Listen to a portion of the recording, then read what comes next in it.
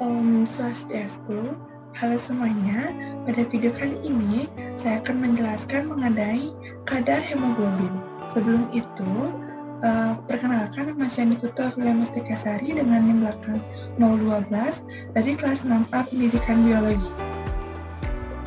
Adapun topik pembahasan yang akan saya bahas yang pertama yaitu tujuan, yang kedua landasan teori, ketiga alat dan bahan, keempat petunjuk pelaksanaan, dan yang terakhir yang kelima mengenai pertanyaan-pertanyaan. Yang pertama yaitu tujuan. Tujuannya yaitu untuk mengetahui kadar Hb atau hemoglobin dengan menggunakan kertas lapis dan cara Salhi. Kemudian ada landasan teori pada materi kali ini. Pada slide terdapat gambar hemoglobin dan juga kadar hemoglobin dari umur bayi baru lahir hingga wanita dewasa yang sedang hamil. Hemoglobin adalah metaloprotein di dalam sel darah merah atau eritrosit yang berfungsi sebagai pengangkut oksigen dari paru-paru ke seluruh tubuh. Hemoglobin juga mengangkut karbon dioksida kembali menuju paru-paru untuk dihembuskan keluar tubuh. Hemoglobin sebagai senyawa protein penyusun eritrosit memiliki kemampuan untuk mengikat oksigen dan menyebarkannya ke seluruh jaringan tubuh, dan juga mengikat karbon dioksida dari seluruh tubuh, lalu membawanya kembali ke paru-paru. Sehingga tentunya hemoglobin memiliki fungsi yang sangat spesifik pada sistem pernafasan. Hemoglobin merupakan suatu protein tetramerik eritrosit yang mengikat molekul bukan protein, yaitu senyawa porfin besi yang disebut dengan Heme atau zat besi. Apabila jumlah hemoglobin di dalam sel darah merah sangat rendah, maka kemampuan sel darah merah dalam mengangkut oksigen akan menurun dan tubuh akan kekurangan oksigen, lalu berakibat pada penyakit anemia. Kadar hemoglobin normal dalam darah sekitar 15 gram per 100 ml darah.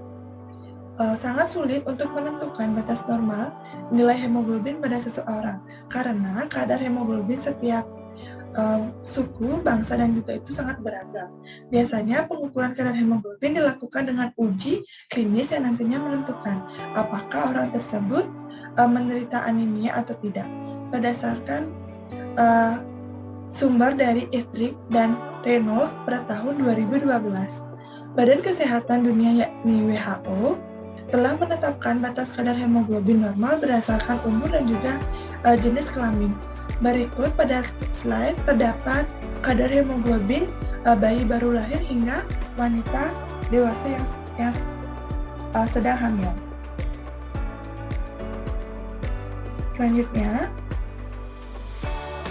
pada alat dan bahan yang digunakan yaitu buku ajar dan sumber buku-buku lainnya mengenai anatomi fisiologi manusia, kemudian informasi dari narasumber, dan yang ketiga bacaan dari internet ataupun sumber yang lainnya. Yang keempat ada petunjuk pelaksanaan, yaitu menjawab pertanyaan-pertanyaan yang terdapat di slide berikutnya berdasarkan informasi yang telah didapatkan pada buku ajar, narasumber, bacaan dari majalah, surat kabar, maupun internet.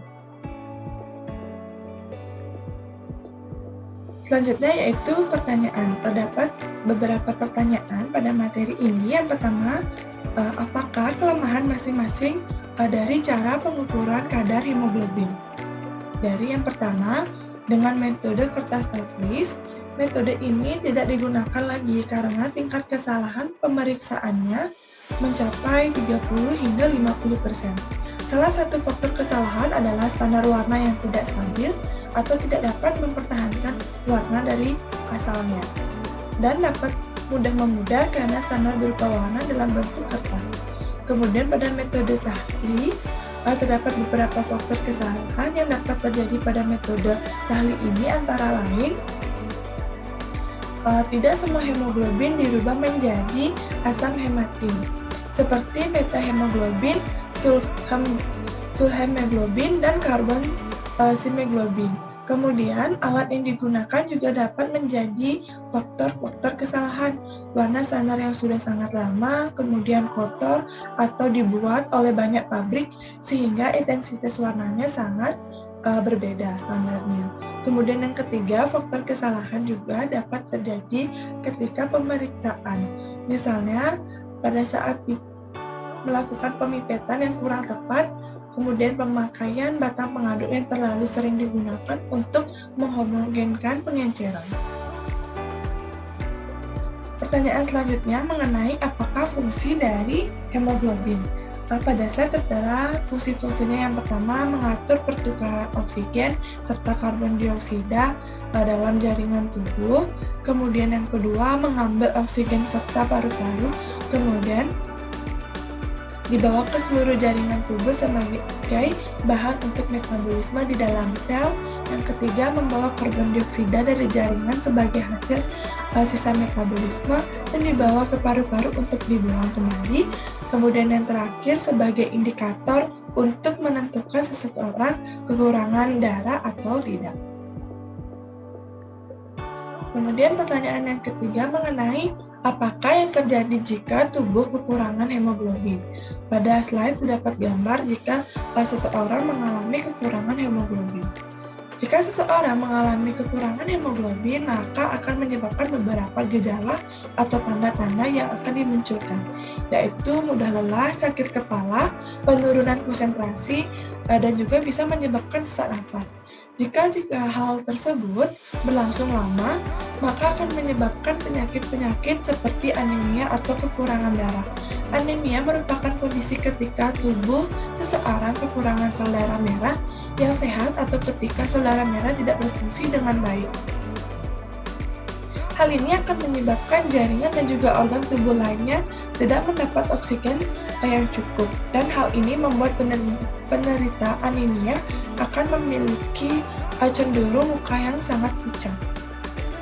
Selanjutnya, pertanyaan yang keempat, faktor-faktor apakah yang umumnya merupakan penyebab dari kekurangan hemoglobin? Jadi faktor-faktor yang umumnya merupakan penyebab kekurangan hemoglobin itu sangat banyak. Di sini akan saya jelaskan beberapa. Yang pertama yaitu kekurangan zat besi untuk pembentukan eritrosit dan juga hemoglobin. Yang kedua, kekurangan asam folat. Yang ketiga, anemia, kekurangan eritrosit akibat berbagai faktor, misalnya yaitu genetik. Yang keempat yaitu kelainan pada sumsum tulang, kekurangan asupan vitamin B12. Kemudian ada hipotiroidisme, yaitu produksi hormon tiroid yang dalam jumlahnya sangat sedikit. Kemudian kekurangan hormon tiroid yang menyebabkan penurunan aktivitas sumsum tulang sehingga produksi eritrositnya dan juga hemoglobinnya pun menurun. Dan yang terakhir, kehilangan banyak darah akibat luka. Selanjutnya, pertanyaan kelima mengenai faktor-faktor apakah yang mempengaruhi kadar hemoglobin dari seseorang. Yang pertama yaitu, menurut sumber yang saya dapatkan dari Wiwik pada tahun 2008, faktor-faktor yang mempengaruhi kadar hemoglobin seseorang yang pertama yaitu kehilangan zat besi akibat dari pendarahan, yaitu pendarahan misalnya sangat sering terjadi yang dapat berasal dari saluran cerna, saluran genitalia wanita, saluran kemih, dan juga saluran nafas. Kemudian yang kedua ada faktor nutrisi. Jadi faktor nutrisi ini sebagai akibat dari kurangnya jumlah zat besi total di dalam makanan atau kualitas yang dimilikinya tidak baik atau tidak cukup. Serta mengandung makanan yang banyak rendah serat, rendah vitamin C, dan juga tidak sering mengkonsumsi daging. Kemudian yang selanjutnya, kebutuhan besi meningkat seperti prematuritas anak pada masa pertumbuhan dan juga kehamilan. Kemudian adanya gangguan absorpsi besi seperti gastrektomi dan kolitis kronis. Baik, sekian materi yang dapat saya jelaskan pada kegiatan 3 kali ini. Semoga dari pertanyaan-pertanyaan dan juga jawaban pertanyaan yang telah saya sampaikan dapat berguna untuk kalian semua. Mohon maaf jika ada salah kata. Saya tutup dengan Parama Santi. Om Santi Santi Santi Om. Sampai jumpa di next video selanjutnya.